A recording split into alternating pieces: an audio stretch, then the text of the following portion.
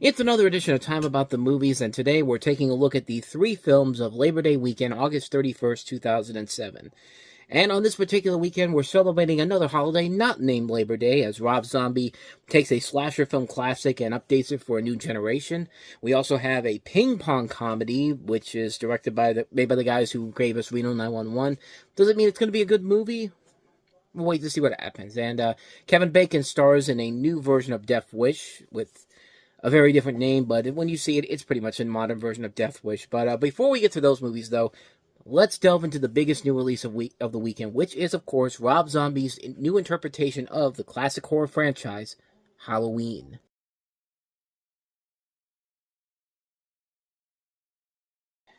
So yeah, the first mistake here is releasing this on Labor Day weekend instead of releasing it around Halloween. I think you could have done much better with the success rate. I mean, hey, at least the Blumhouse Halloween movies at least learned that lesson. But still, regardless, this is a reimagining of the original Halloween, which follows Michael Myers, who murdered his family as a child and becomes institutionalized in an asylum before breaking out and stalking Laurie Strode and her friends on Halloween night. And Rob Zombie got a lot of inspiration from John Carpenter, who, of course, made the original film. And Carpenter basically told him to make the film his own and decided to develop the film as both an origin story and a remake, allowing for more original content than simply refilming the same scene. So it doesn't do the Psycho route, where they basically just redid the original movie and just made it even stupider by some of the new additions they made. This film doesn't do that. I know a lot of people gave this movie a bad rap overall, and admittingly, yes, this is not one of Rob Zombie's better movies as a director, but I don't know, I think it's a lot better than some of the other horror remakes out there. I think it's a lot better than, the Friday the 13th remake that came out a couple years later, and the Nightmare on Elm Street one, easily.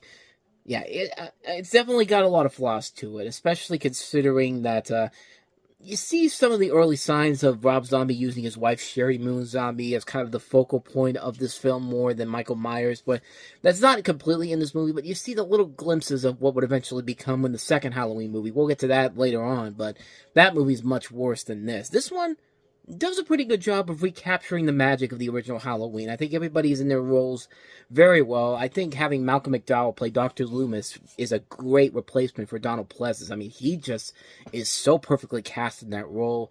You got Danielle Harris, who was in a couple of Halloween movies back in the 80s.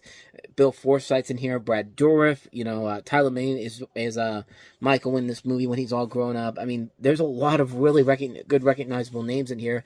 And it is a very entertaining movie. It's a film that works for a number of different reasons. It works because you can tell Rob Zombie's trying to do something that's very different from Halloween, but also tries to stay true to what the original Halloween movies were all about. And I thought he did a pretty good job with it. I thought he made it work well in this movie. Not everything about it works, but it's a really good movie. It's a film I actually was kind of impressed at how much I actually enjoyed it, because I thought I didn't see this back when this came out, and I've heard so many people give it kind of a mixed opinion. It's got a lot of negative reviews, but I found myself really enjoying a lot more of it than most of it I didn't like. But that's just my personal take on it. But I thought it was actually pretty good. I actually kind of enjoyed this a lot. I like it. Rob Zombie's Halloween. Pretty good movie overall. So with all that said, let's go ahead and move on to the next movie we have here, and that is Balls of Fury.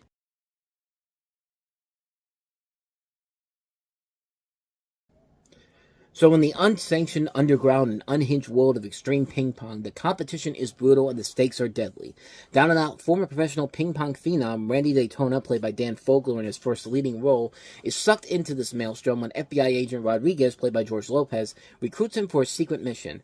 Randy is determined to bounce back and recapture his former glory and to smoke out his father's killer, one of the FBI's most wanted, Archfiend Fang, played by Christopher Walken. But after 2 decades out of the game, Randy can't turn his life around and avenge his father's murder without a team of his own. He calls upon the spiritual guidance of blind ping pong sage and restaurateur Wong, played by James Hong, and the training expertise of Master Wong's wildly sexy niece Maggie, played by Maggie Q. Great names here, but both of which also have a dark history with Fang.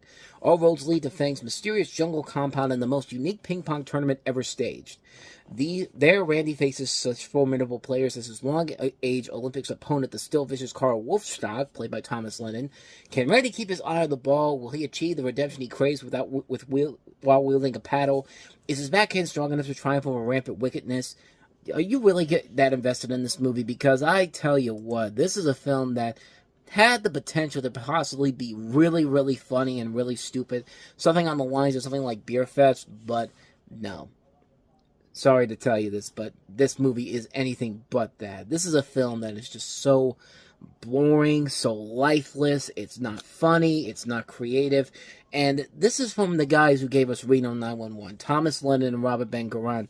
Garant actually directed the movie, and they made a great Reno 911 movie earlier in the year, but and they made other movies that have actually been very enjoyable that we've talked about on the show before. The Pacifier was a fun movie. You know, Herbie Fully Loaded was a fun movie. The Night at the Museum movies are a fun film.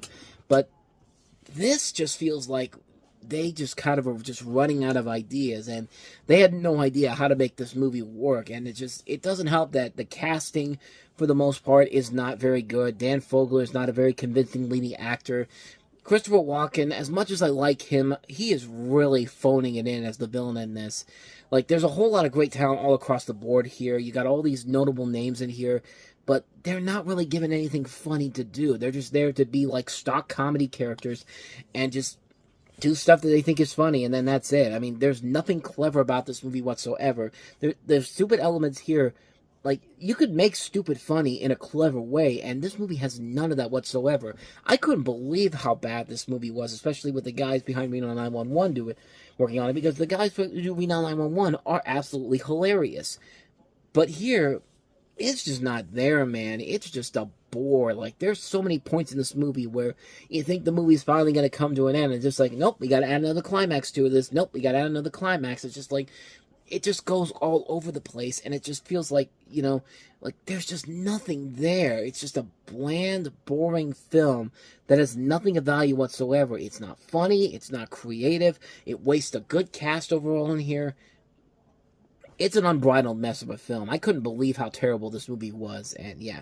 I mean, I might have liked it back when I first saw it in theaters, but I've never had I've only seen it one other time, and the other time I saw it was like many years later, and looking at it, it's just like, okay, this is definitely not the movie that I thought I saw beforehand, but yeah, this is a pretty bad movie, so yeah.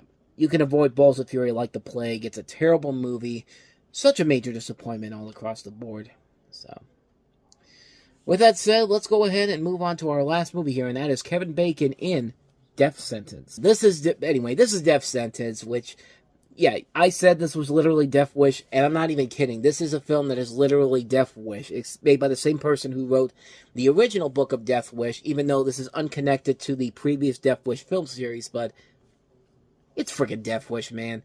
Kevin Bacon stars as Nick Hume, a man who takes the law into his own hands after his son is murdered by a gang member as an initiation ritual.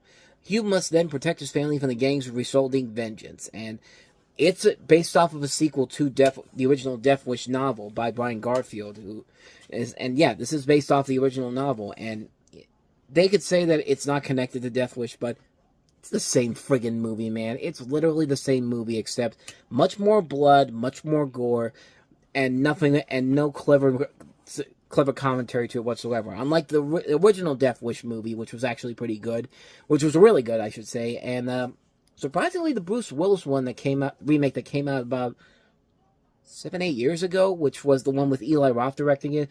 That was one where I wasn't expecting much from it, but I actually watched it on TV not too long ago, and it's actually not that bad. I mean, it's actually a pretty decent remake overall, and one you should probably check out. That's the one I'd recommend checking out.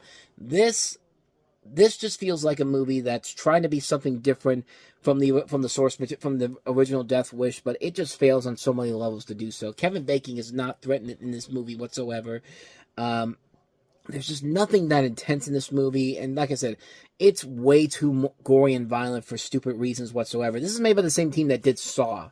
James Wan directed this movie, and has a lot of the same people who worked on the Saw films, and there's just nothing of value here whatsoever. It's a bland, boring movie that feels like they have to go for shock value to get your attention, and it's just not worth it. There's just nothing of value here whatsoever. Like if I had to pick which one is the better James Wan movie, I guess I would probably say this one's better, but that's like saying which one do you like better? Do you like cock and ball torture, or do you want to be burned alive?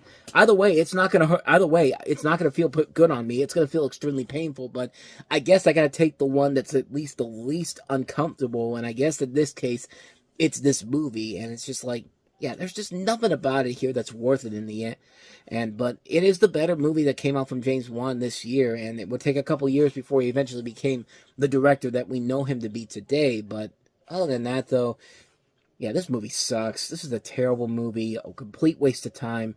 Avoid this movie like the plague.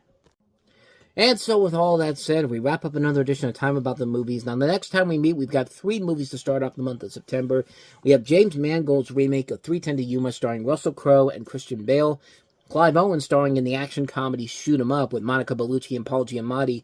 And Bob Odenkirk, who gave us Let's Go to Prison last year with Will Arnett, reteams with Arnett, and brings in Will Forte into the mix for his latest comedy, The Brother Solomon. Is it better than Let's Go to Prison?